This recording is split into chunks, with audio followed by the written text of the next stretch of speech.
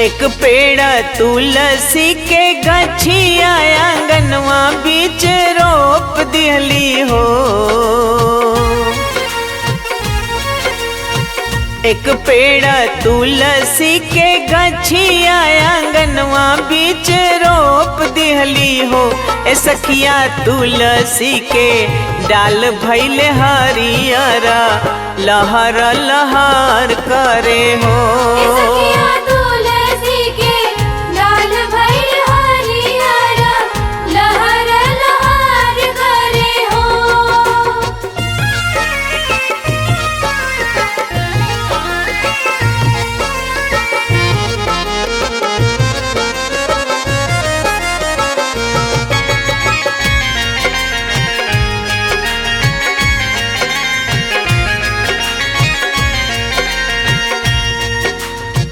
हथवा में लिहली गंगा जलवा ता तुलसी के चढ़ावे लगली हो।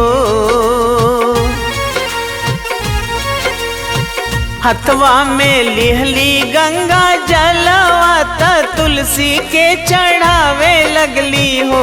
ए सखिया आई गईले बेटा से पतोही आंगनवा हमरे भर करे हो।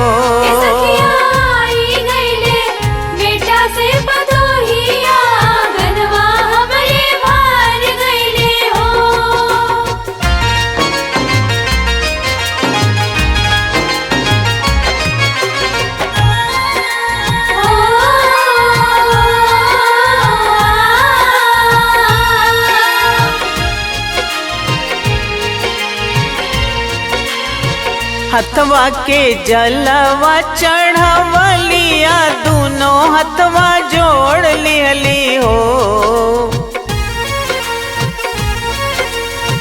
हथवा के जलवा चढ़वलिया दोनों हथवा जोड़ लिहली हो।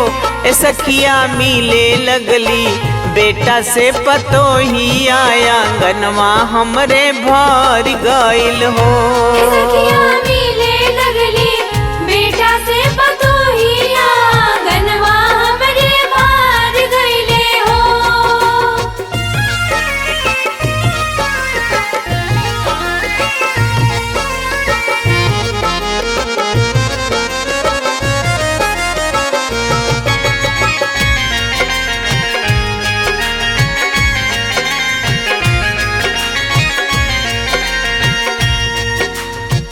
हथवा में लिहली तुलसी भोगावा ता तुलसी के चढ़ावे लगली हो। हथवा में लिहली तुलसी भोगावा ता तुलसी के चढ़ावे लगली हो। ए सखिया आई गईले भाई से भतीजा घरवा हमर भर गइल हो।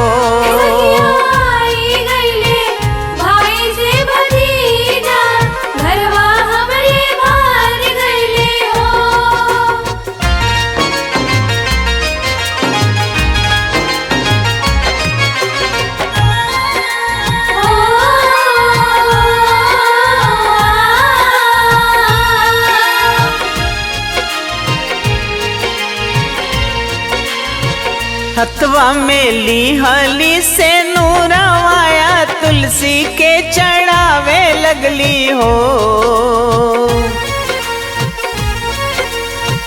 हथवा में लिहली से नूरवाया तुलसी के चढ़ावे लगली हो। ए सखिया आई गईले पिया परदेसिया तजिया राहुलस गईले हो।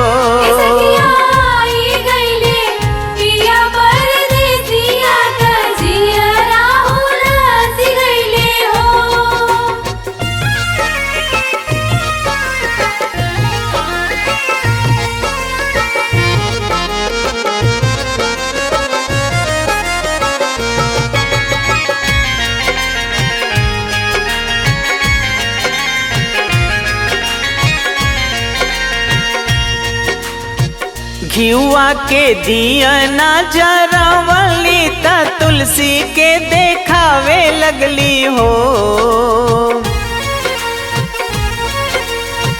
घिउआ के दिया न चरवली त तुलसी के देखावे लगली हो।